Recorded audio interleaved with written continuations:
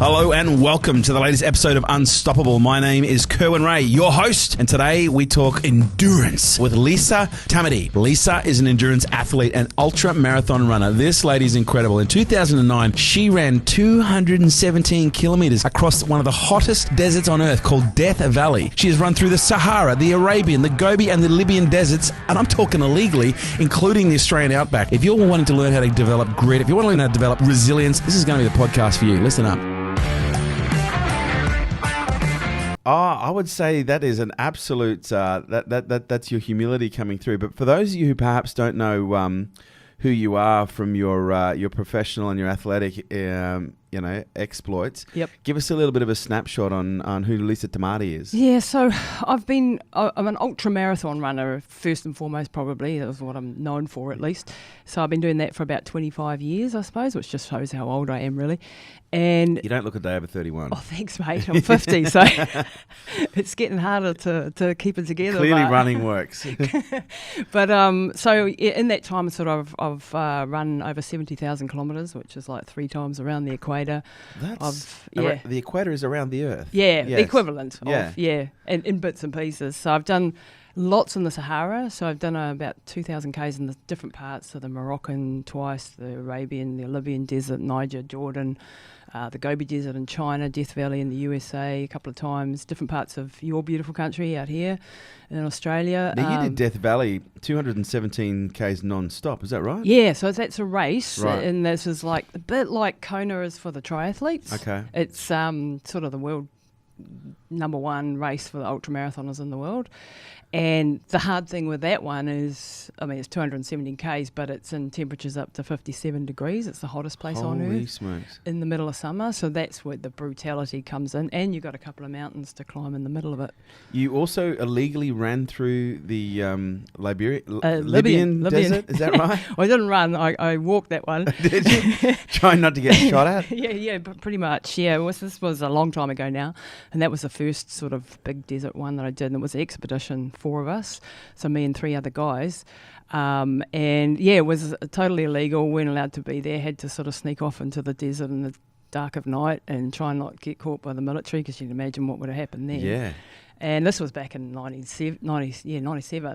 And at the time I was with, boyfriend with one of the guys, and he decided to have a big domestic with me in the middle of the Libyan desert 3 days in. And the hardest thing with this was we had to carry everything on our backs, like the entire water supply. So I had 35 kilos, the guys had between 40 and 45 kilos on their back, and I only weighed like 57 kilos or something at the time. So that was 2/3 of my body weight. So trying to walk with 35 kilos when you're dehydrated to the max, because you only had 2 litres of water a day. So 2 litres in those sort of 40-degree temperatures was absolutely nuts. If I think back, I was like, what the hell was I thinking? But that nearly killed me. It did do some permanent damage to my kidneys and things like that. The boyfriend left me on day 4. 5-year relationship, man. He left you on day 4. How do you leave someone in the middle of the desert? Walking 20 metres in front? He was pissed off because I wasn't helping him do the photography. Right. And I couldn't, man. I was just like on the absolute limits of, just walking survival. Upright. Yeah. And this is the type of bloke he was, though. Real hard ass, like drill sergeant times 10. And so he said, right, that's it, I'm leaving after a big domestic in the middle of the Libyan desert. Did he leave you in the desert? Yeah, with the other blokes. Right. So he went off on his own. But we didn't know whether he'd survive, because it was, it was pretty critical. That's like, mate. It was a turning point in my life, Kerwin, when I said, put your toys back in, son. This is not the place to do it. This was not the place. After that, I thought, because it had been an abusive relationship. Let's be honest with you. It was a 5-year-long relationship, and he was very controlling. Everything was, And at that stage, he was my first love, and, I get it. He looked like Brad Pitt, so that helped. Love is blind. Well, apparently not.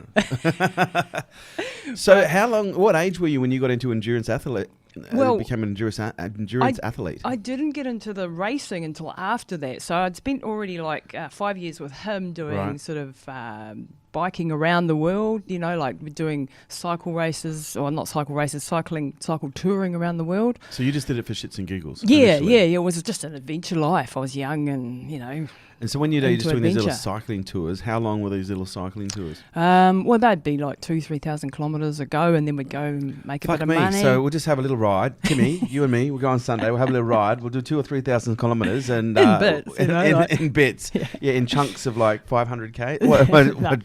Sort of, 100K, 150K a day, but Yeah, with your right. packs on and sightseeing and just living the life of a young person and having a ball. Well, certainly not the average life of a young person. What is it that drew you to that? Because when you talk about, even doing 3,000 Ks in bits and pieces, when you talk about doing, the ultra marathons that you've done, that's not a standard psychology. It doesn't.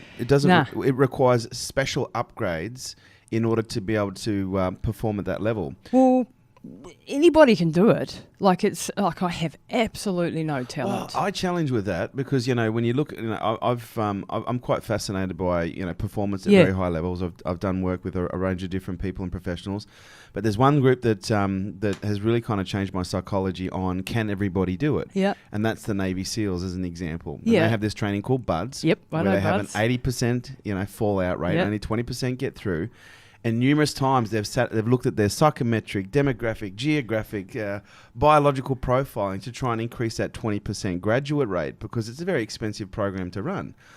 And with everything they do, they still discover that no matter what to do, and no matter how they profile, it's still an 80% burnout rate of people who get through. And so they say, well, no, not everybody can be a Navy SEAL. It takes a special kind of person. And I would go as far as to say, and I hope you don't mind me saying this, it's easy to say, anyone can be an ultramarathon runner. But when you look in the gym, as an example, there are some people that know how to train, and there are others that just love to socialize. Yeah. And their psychology, their body or their brain's interpretation of pain is not one of, this feels good. It's, what the hell? This is not good for me. I've got to stop. What was it? Ladies and gentlemen, this has been Lisa Tamati on Unstoppable. Lisa, thank you so much for coming down. And if anyone wants to find out about me, yes, where can we find out about please, hop over. I've got a running coaching company. I've got a body What is it? transformation. Give us So Running Hot Coaching. Yep, runningHotCoaching.com. Yeah, and lisatamati.com is where all my programs reside. TAMATI. ATI, yeah. And your books? Running Hot, Yeah. Running to Extremes, and the new one coming out shortly is Relentless. And I'd love can't to wait. hear if anyone's got any questions or anything.